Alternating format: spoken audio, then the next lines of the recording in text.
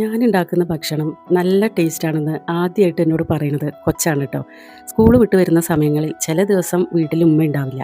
ആ സമയത്ത് ഞാൻ അവൾക്ക് എന്തെങ്കിലുമൊക്കെ കഴിക്കാൻ ഉണ്ടാക്കി കൊടുക്കും. അതിൽ ഏറ്റവും കൂടുതൽ ഞങ്ങൾ ഉണ്ടാക്കിയിരുന്നത് കട്ടൻ ചായയിലേക്ക് അവലും തേങ്ങയും ചിരവിട്ടിട്ട് പഞ്ചസാരയും ചേർത്ത് സ്പൂൺ വെച്ച് കോരി കഴിക്കും. ഒരു ദിവസം ഞാൻ അവളുടെ അടുത്ത് പറഞ്ഞു, ഞാൻ നിനക്ക് വേറൊരു സാധനം ഉണ്ടാക്കി തരാമെന്ന്. വീതനയുടെ അടുത്ത് ഒരു തിട്ട് പോലെ കെട്ടിയിട്ടുണ്ട്. ഉമ്മാക്ക് ചോറ് വേകുമ്പോൾ അതിൻ്റെ മുകളിൽ വെച്ച് വാർത്തെടുക്കാൻ വേണ്ടിയിട്ടാണ് അങ്ങനെ കെട്ടുന്നത്. വീതന എന്ന് വെച്ചാൽ നമ്മുടെ ഇന്നത്തെ കൗണ്ടർ ടോപ്പ്. അപ്പോൾ ഈ തിട്ടിൻ്റെ മുകളിൽ ഞാൻ ഇവളെ കയറ്റിയിരുത്തും. എന്നിട്ട് ഇവളിത് കൗതുകത്തോടെ നോക്കിയിരിക്കും ഞാൻ ഉണ്ടാക്കുന്നത്. അന്ന് ഞാൻ ഉണ്ടാക്കിയത് അരി വറുത്ത് പൊടിച്ചിട്ട് അതിൽ ശർക്കരയും തേങ്ങയും കൂടെ മിക്സ് ചെയ്ത് ഉരുട്ടിയെടുത്ത അരിയുണ്ടയാണ് കേട്ടോ. ഞാനിത് വലിയൊരു റെസിപ്പി ആയിട്ടൊക്കെ ചെയ്ത് ഉരുട്ടിയെടുത്ത് ഇവൾക്ക് കഴിക്കാൻ കൊടുത്തു.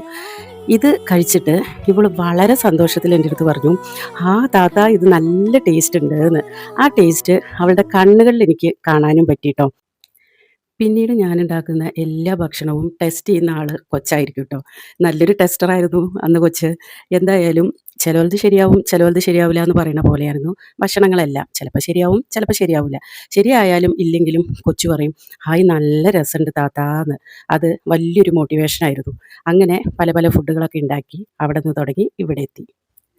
അടുത്തൊരു ഓർമ്മ ഓർത്തെടുത്തിട്ട് വീണ്ടും കാണാം. ബായ്.